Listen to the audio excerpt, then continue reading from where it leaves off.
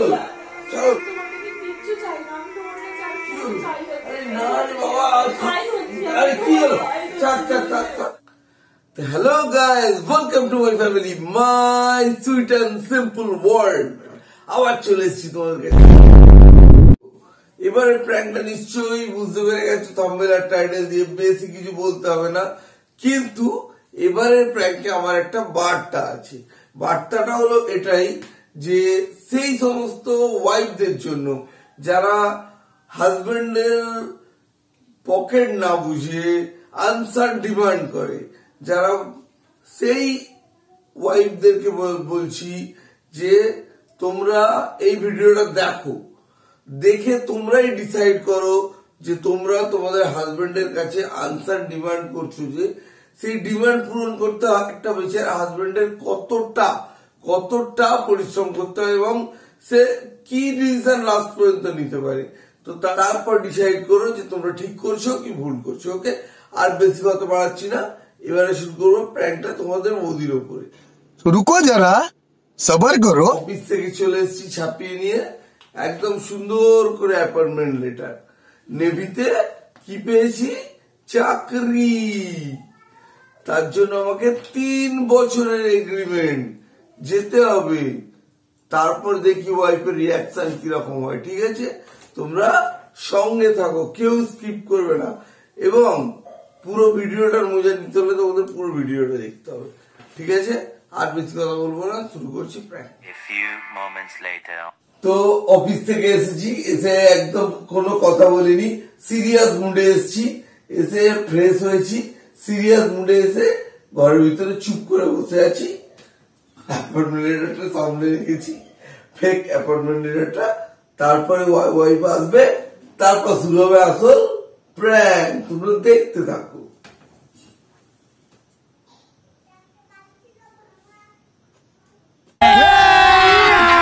अभी मजा आएगा ना भिड़ो। কি গো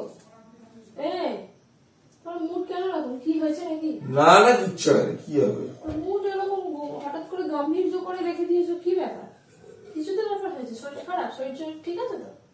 আরে আজকে অফিসে একটু বেশি খাটাখাটনি হয়ে গেছে, সেই জন্য একটু টায়ার্ড ফিল করছি বলে চুপ করে বসে আছি। মুড দেখেই আমার টেনশন হয়ে গেছে, আমি ভাবলাম আবার কি হলো নাকি। तू समझा? না রে বাবা, কিচ্ছু হয়নি। এটা কি অ্যাপয়েন্টমেন্ট লেটার? কিসে? দেখো না, মানে এত কে পড়বে বলো না, কিসে? समझ रहे हो? समझ रहे हो आप? समझ रहे हो? এখানে কি লেখা আছে দেখো। 3 years বন্ডিং এগ্রিমেন্ট, 3 বছরের বন্ড করেছি। কিসে যে কে করেছে?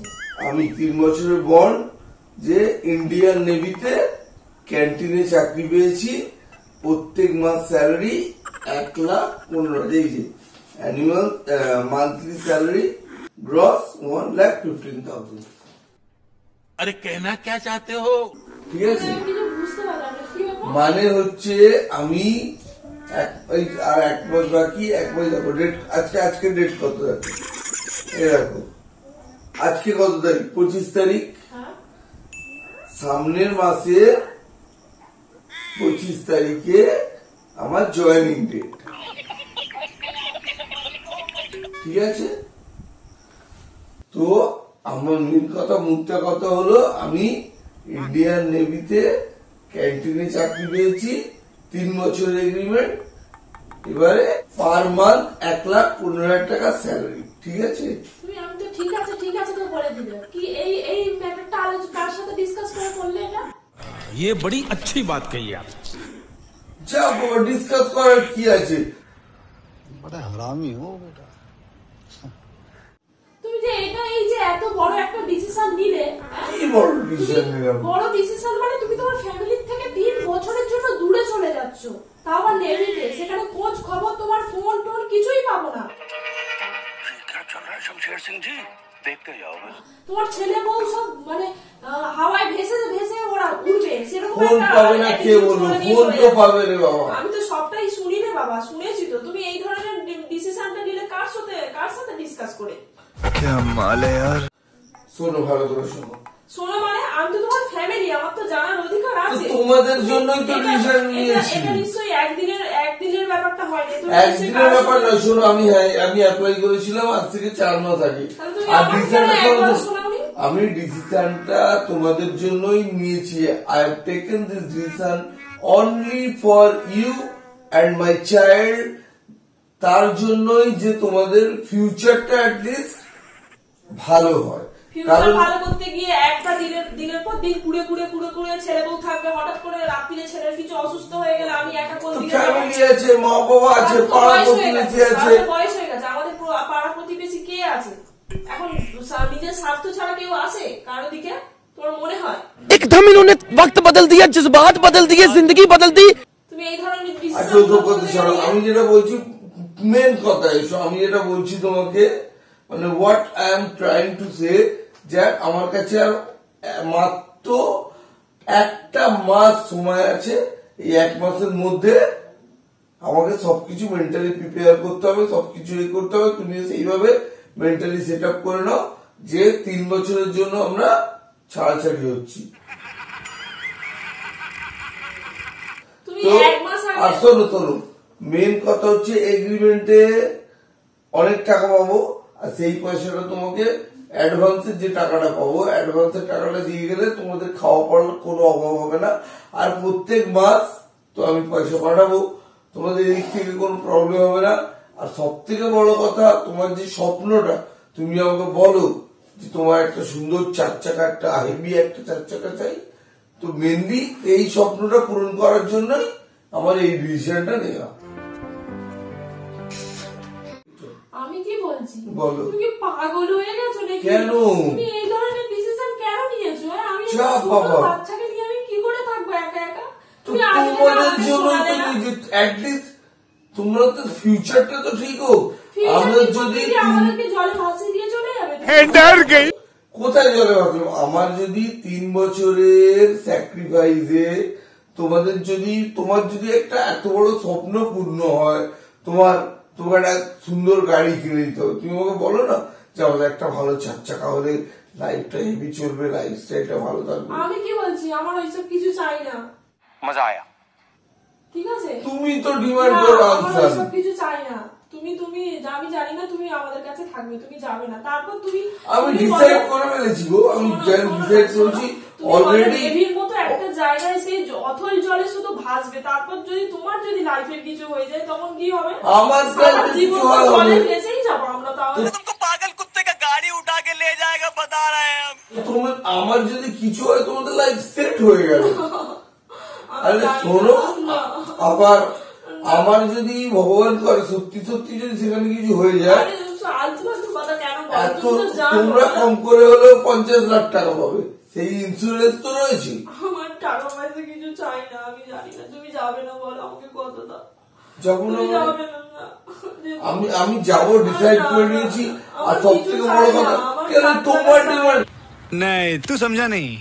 তোমার এই যে বড় বড় স্বপ্নগুলো, এই তোমার দামি দামি গয়না, তোমার এর হাজবেন্ড ওটা কিনে দিয়েছে, এই যে তোমাকে 4 চাকা বড় বড় কিনে দিতে হবে, এই আমার এই সামান্য চাকরির পয়সা হবে?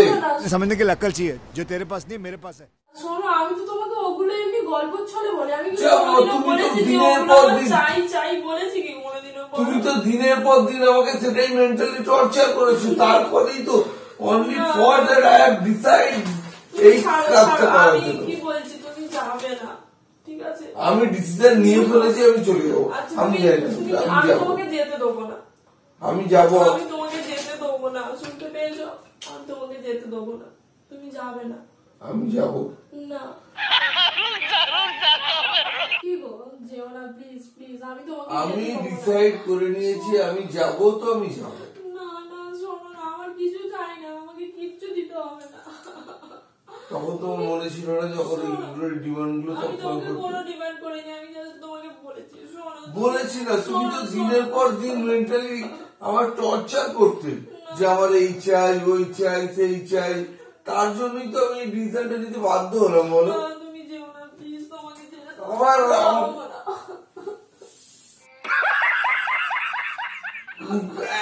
এখন অত এক্সাইটেড হবে না। আমি ডিসাইড করে নিয়েছি আমি যাব, আমি সিরিয়াস কথা বলছি, আমি যখন ডিসাইড করে নিয়েছি আমি যাবো তো আমি যাবো।